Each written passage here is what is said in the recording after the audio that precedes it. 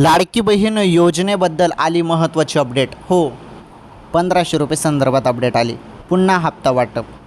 आता सर्व लाडक्या बहिणींना 20वा हप्ता मिळाल्यानंतर सर्वच लाडक्या बहिणी आता पुढील हप्त्याची म्हणजे 21व्या हप्त्याची वाट बघू लागलेल्या आहेत. 21वा हप्ता संदर्भात आली महत्त्वाची अपडेट. राज्यातील सर्व पात्र लाडक्या बहिणींच्या खात्यामध्ये पुन्हा 1500 वाटप होणार आहे. चला, काय आहे अपडेट सर्व काही सांगतो.